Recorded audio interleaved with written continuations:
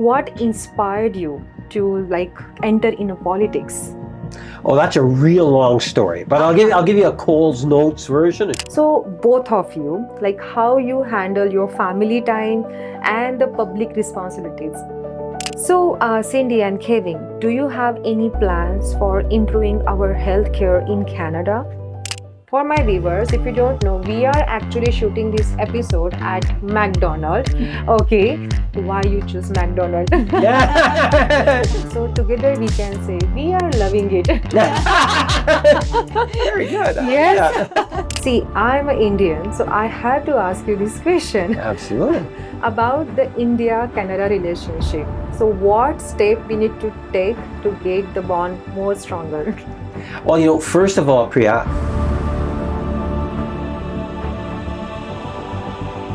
Hello everyone, welcome back to another epic episode of On Air with Priyanka. You know what? Today we don't have a one, but we have a two incredible guests at our show. Yes, a father-daughter duo, who actually dedicated their life to public service and leadership in Canada. So please welcome Mr. Kevin Lamoureux, the Member of Parliament for Winnipeg North area, and his daughter, who is MLA, Miss Cindy Lamoureux, on Air with Priyanka. Hello Kevin and hi Cindy. Welcome to the On Air with Priyanka show. How are you? Well, we are doing very good. We actually just finished our weekly McDonald's, and which is where we actually met. Oh yes. And so I think we're feeling good. We've got a bit of time before we head into some events tonight. Wow, that's amazing. and for me, I'm still getting over the fact that you've been doing this for 11 months Yes. and you're an all-star. I think it's fantastic. I really do. I appreciate you having both me and Cindy on your show, on your program. Thank you so much, Kevin, and thank you so much, Cindy, for these beautiful words.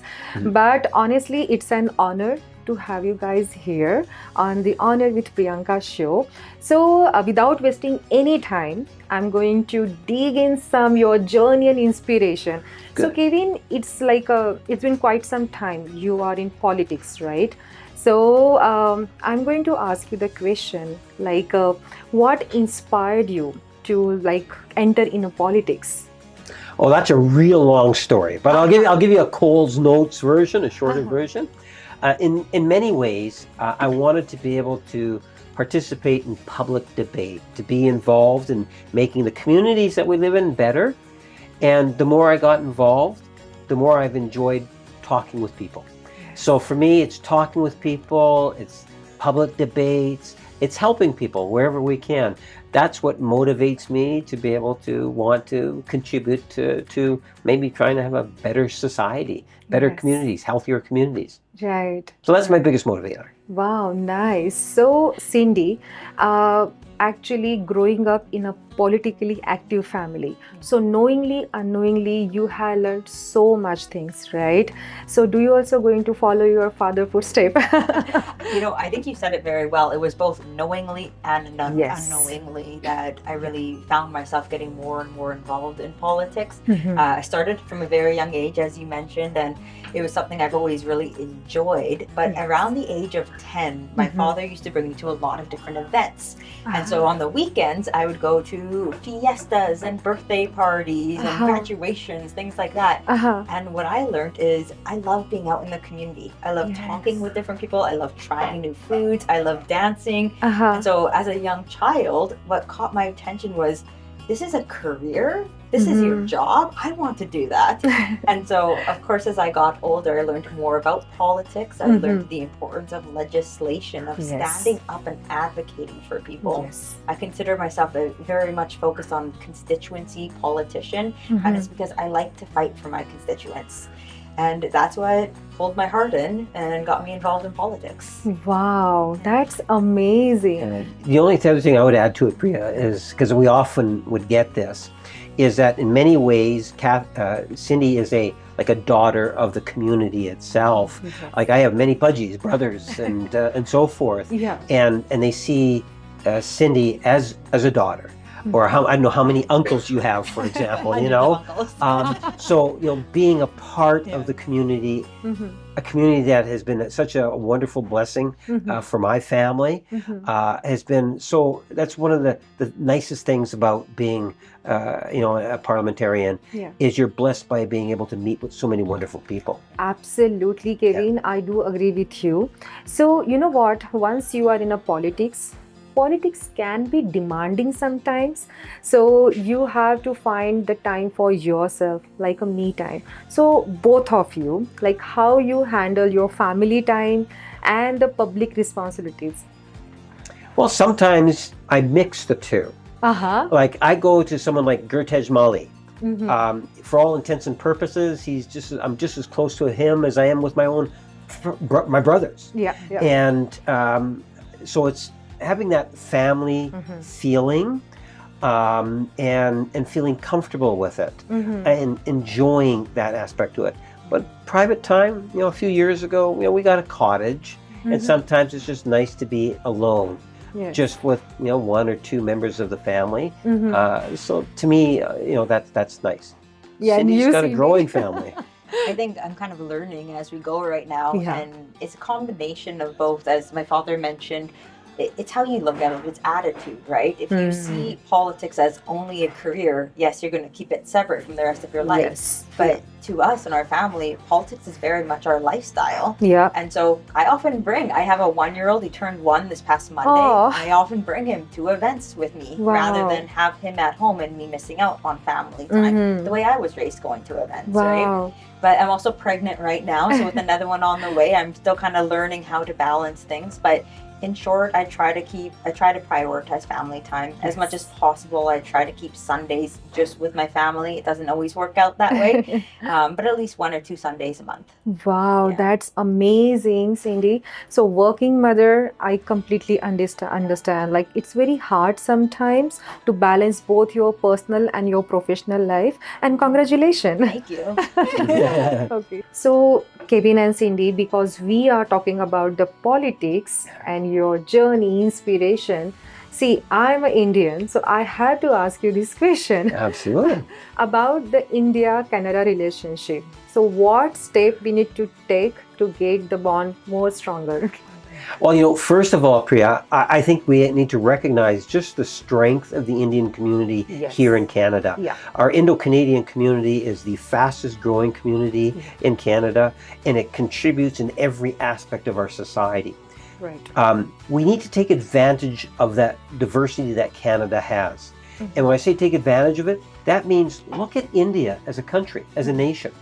It is, for all intents and purpose, a superpower, and it is going to continue to grow.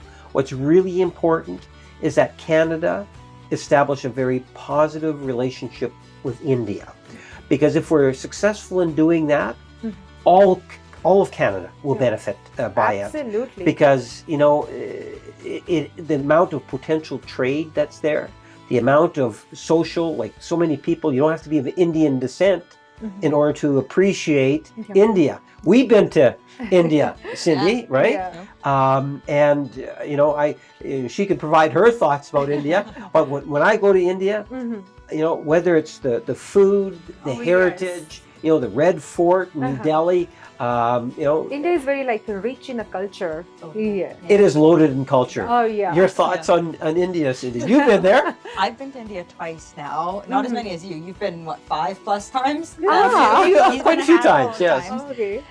But on my 2 experiences, we had the opportunity to really visit the small towns in India, in addition to the bigger sites as well, of course, right? But you can't not talk about the Golden Temple when you talk about India. Absolutely, which is in Amritsar. So we've been to Amritsar a couple of times. And my favorite time, you probably know where I'm going with this, was actually we went at 2 a.m. once. And it was just a surreal experience. Everything divine, I can say. Truly. Like the senses that you are overcome with from the cold on your feet. I love it. It's beautiful. To seeing the glistening water, to the feeling that you're truly encompassed in walking through, and during the day we've been there, and we've experienced Langar at the Golden Temple. Yeah. And it's just a phenomenal experience that you can't just explain to someone. You have to go to India to experience it. And just all in all, whenever we go to India, we visit the smaller towns like Ludhiana and Moga as well. We have a lot of friends and family here in Canada who are from these homes. Nice. And so we like to go and visit their family members too. Wow, that's amazing.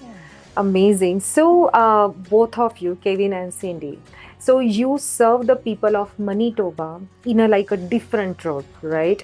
So, what are the key issues you find the people are still struggling with, especially the Manitobans? Yeah.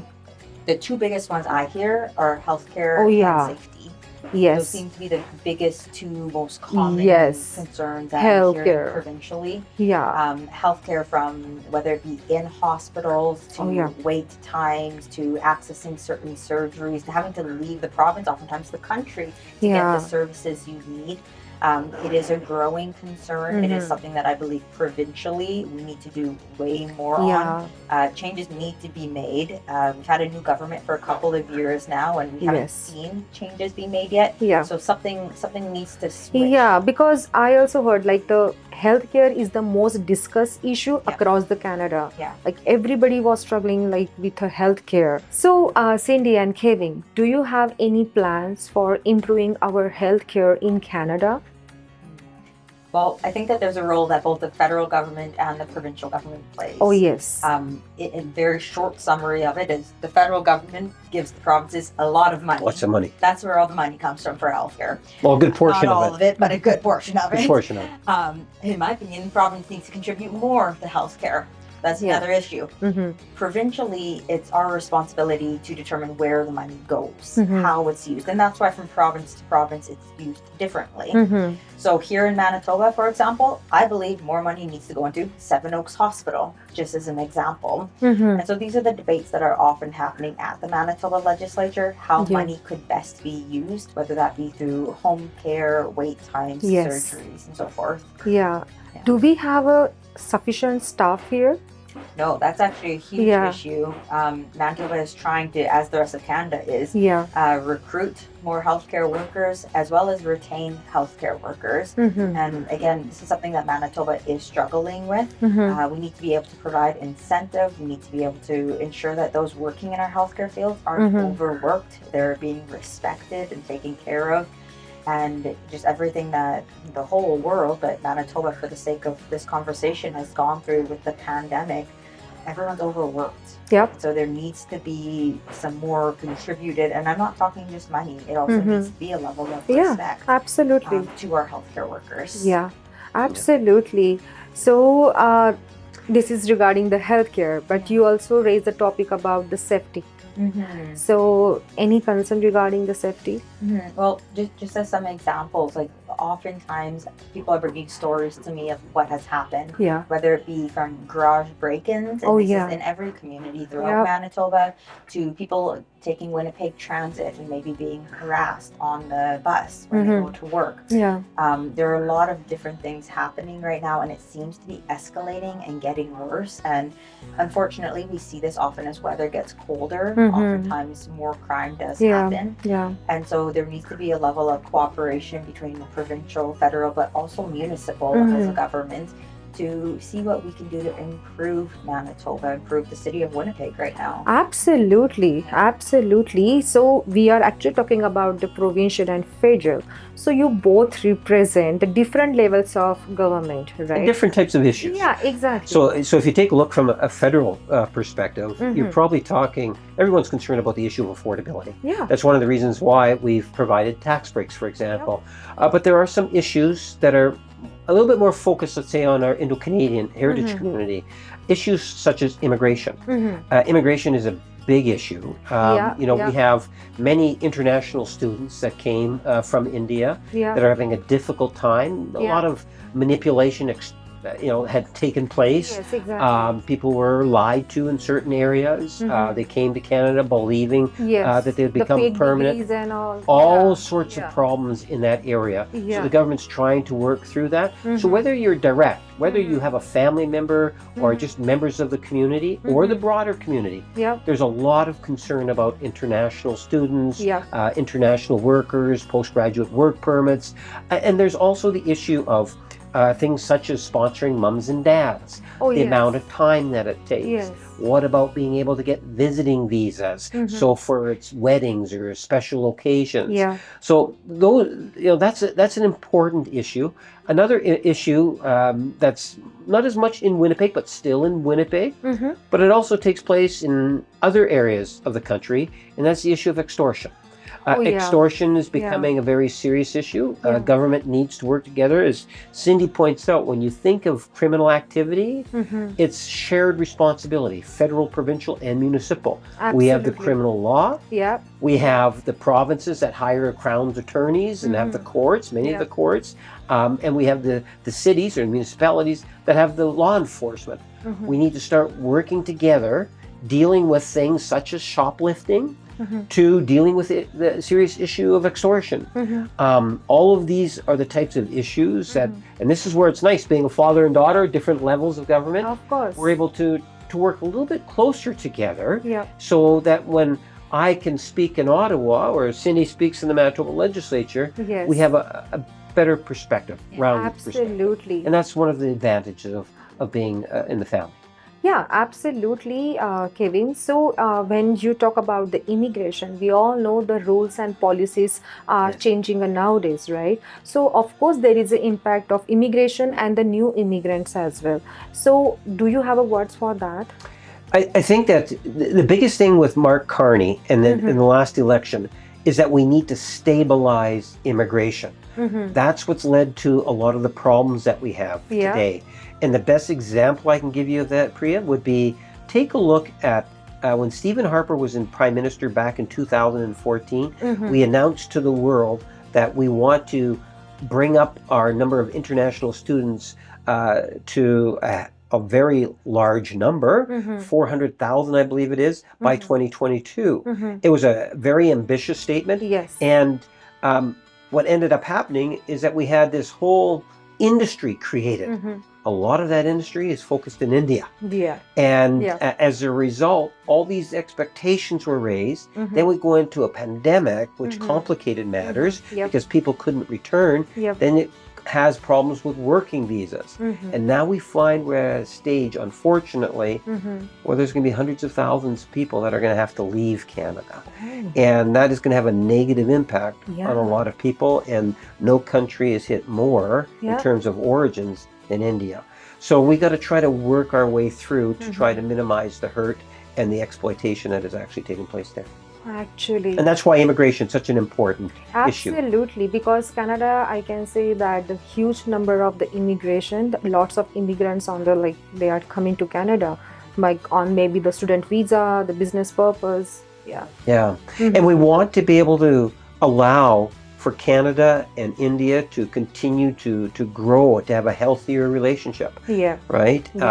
Cindy and I talk about that a lot. We spend a lot of time, like the provincial nominee program. Oh, the PNP program. Which Cindy is champions here in the province, because most people that come ultimately land here get the nominee certificate. So nice. So if I talk about the different levels of government, so Kevin and Cindy, you both work for a different level. Like one is working for the provincial, one is working for the federal. So the question is how these two levels of government can work together.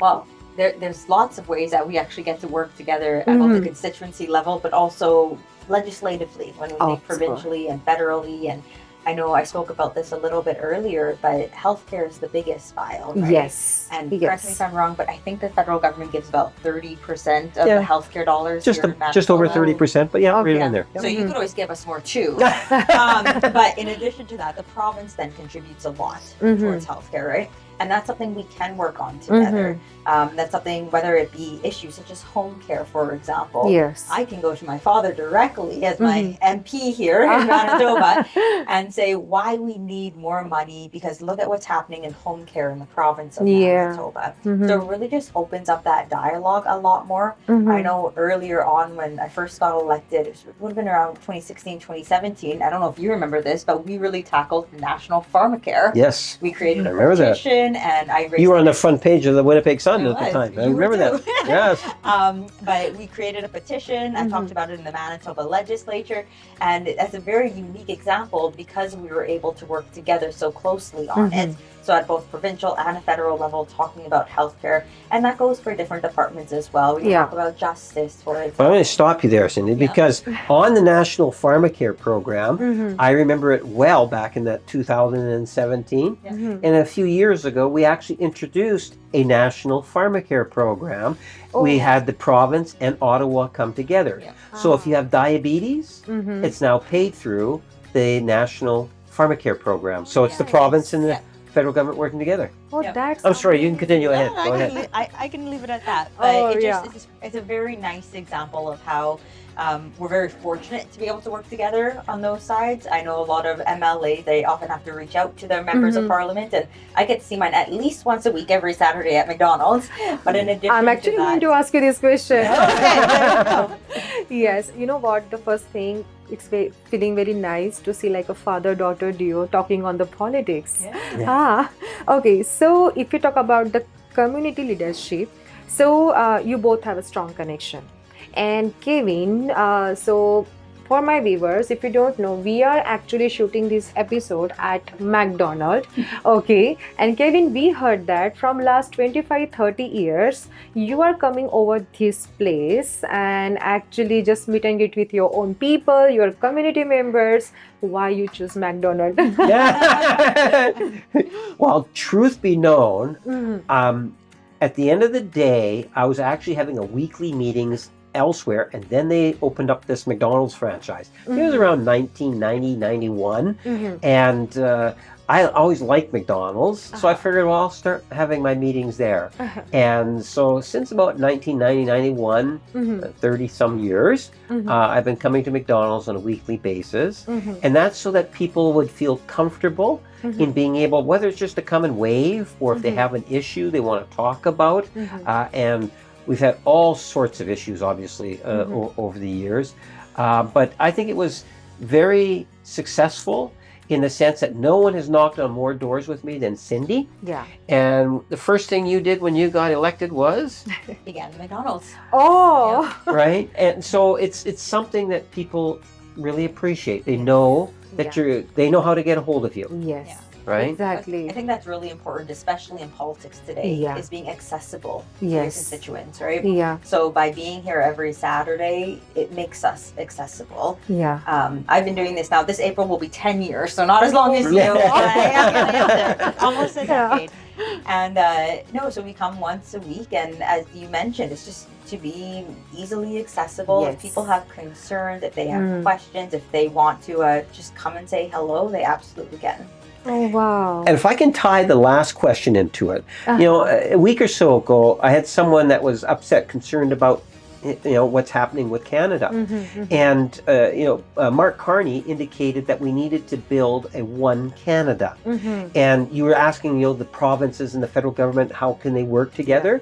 And what we have seen in the last 6 months is the federal government and the provincial government working together to build a stronger, healthier Canada for everybody. Now, I say it because this is someone that shows up at McDonald's because they're concerned about Canada. You know, so here we're able to share those type of stories. So where it's like that, or it's immigration-related issues, or any other issue, people know that they can count on us being here at McDonald's. Absolutely. So together we can say we are loving it. Very good. Yes. Hey McDonald's, we are loving it. And we're not getting paid to say that. Oh no! This is not the paid, by the way. Yes. No one buys me no meals. Exactly. This is not the paid promotion. Yeah, exactly. Okay. So this is about your community connection. Honestly, Cindy and Kevin, it's like a feeling so happy to see both of you here, and this is like an insightful conversation. So I have just one question before we wrap up this podcast. The question is regarding our youth, the young generation, because you know what, they are the next to us, right? Absolutely. So how do we get the young people or Gen Z generation more involved and interested in politics, so that they also want to feel that their voice also matter? You want me to take it first? You go first. I have a couple of thoughts. One is the importance of getting children involved in politics. It's been proven that the younger you get involved in politics, the more likely you're going to be invested in politics as you get older. So I think a lot of the responsibility goes onto parents and guardians and loved ones and schools. We need to ensure that children are actually talking about politics. Right. Whether it's knowing the different political parties, knowing when the elections are coming around, understanding when you see those big signs on people's yards, what those are. I think that people are going to be more inclined to stay involved in politics as they get older. So I think that's a big part of it. I think another thing we can do is take the opinions and the theories and the solutions of younger people more seriously. Right. It's incredible, I can tell you. So I was 24 when I got elected. And at the time when I was knocking on doors, the amount of people that said, yes, we need to get more young people involved in politics. Yeah. There aren't actually a lot of ways for young people to get involved in politics. So we need to create a platform for young people to voice their opinions. And then as politicians, we need to ensure that those opinions are being heard. We need to bring them, raise them inside of the Manitoba Legislature, on Parliament Hill, because oftentimes they're the best answers, they're the best solutions. No one knows better than those who are experiencing what's going on in our society right now. And so I think that we need to do better. By we, I mean elected officials, as an example, at taking young people seriously. Yes, right. Exactly. No, do you have a words for this? No, I'm actually pretty impressed with how she's saying it. Because she's the one. Absolutely. Mind you, I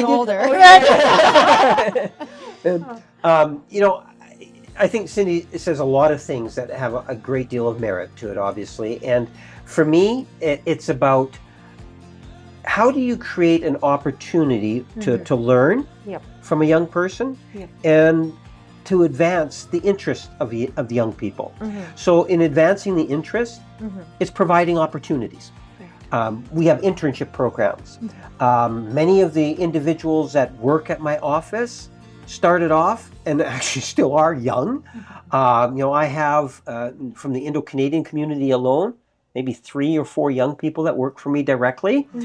2 of them that come every Saturday with me, and they do a fantastic job. I always say to Reet that, she's going to be a politician. It's providing words of encouragement. It's, trying to say that, look, I might not be 20 now, you can multiply by 3, but at the end of the day, I want young people to excel. In the last federal election, Amandeep from Brampton got elected, and she's, I think, 22, maybe 23 years old, the youngest member of Parliament. I talk with her. She knows that if there's anything I can do to support her, that I'm here to support her. And I'm sure many of my colleagues will do the same thing. At the end of the day, it's, being there for young people so that they can excel. Absolutely. And as Cindy says, it's also listening. And I tend to talk a lot, but I like to listen too. And, I have a town hall actually coming up on later this week at the University of Winnipeg. And at the end of the day, we're engaging young people. There's going to be myself and a Conservative MP, and hopefully we'll get a lot of young people showing up, and we'll encourage them to get involved in politics. After all, the decisions we're making today has a pretty huge impact on them into the future and their children. So we got to take our youth seriously. Absolutely. That's an amazing answer. And yes, because they are the face of the new Canada. For sure. Yes. So one thing, because sorry, I forgot. So we heard that, and we see on the social media that Bill 225 is finally passed. Yes. Yeah. So Cindy, do you want to share some insight? I'm incredibly happy that it passed through the House here. It's not easy to pass legislation when Yes. you're not in government. It's considered a private member's bill. Yep. I first introduced it back, I believe, in April or March, and it had been being debated a lot. It had gone through committee. We sat till nearly midnight listening to presentations. Oh. We had incredible support. What the bill itself does is it ensures that children in school from kindergarten to grade 4 are being screened twice per school year for reading challenges. Yes. And if they are, if it's found that there might be a reading challenge, it ensures that the school provides some resources, the school division, and that parents and guardians are made aware. And groups like Dyslexia Canada, for example, they have just been spearheading this idea for probably close to a decade now, and working so hard and lobbying different politicians. And so to be able to bring it forward, have it passed unanimously, which means every party in the House actually supported the legislation. It's truly, it was a huge goal, and I'm so thrilled. It just happened on Thursday, so you're catching me very early on still. And I'm very excited. It was everywhere on the social media. Yeah. And I said, wow, that's amazing. Yeah. Well, it's going to improve literacy rates here in Manitoba. Yes. And currently we have some of the lowest literacy rates in Canada, unfortunately, for school-aged children. And so this legislation is only going to give us a leg up. Pri, you know, it's interesting. The Indo-Canadian community identifies education as something that's of great value, and they really, really encourage it. Yes. And I also know that parents are very, very proud of their children when they do well. Yeah. And I think Cindy is being a bit modest in the sense that people don't realize there's 57 MLAs. She is the only Liberal MLA. And to achieve what she's done is pretty good. I'm proud of that fact. But last year, you had another piece of legislation that the NDP said it's good. We want to take the credit for it. So she had to withdraw it so they could introduce their bill, which in essence was her bill, and that was passed. Now, it was nice that she didn't. I didn't have to do that again. Absolutely. But the point is that even as one MLA, you can make a difference. Absolutely. And if you're young, and I'm going to go back to this youth thing, if you're young, politics is an honorable, wonderful occupation. Yes. There's things that you can do even if you're by yourself, and not to be discouraged. Absolutely. And I'm proud of her. For doing it. Absolutely. I can see more than MPs talking, a proud father is talking. In this situation, absolutely. Yeah, in this situation, yes. No, but honestly, Kevin and Cindy, I really enjoy this conversation. Thank you so much for sharing all your ideas. And you know what? From my vision, I can see that leadership, passion, and vision can run in your family. Thank you. And that's amazing. Thank you so much for having this podcast with me. And hope you enjoyed as well. I absolutely did. I appreciate it. Thank you so much. And for my viewers, so you know what? Together we can stand, and the world can change with us and with awareness. So until next time, take care and bye. And we will definitely meet with another exciting story.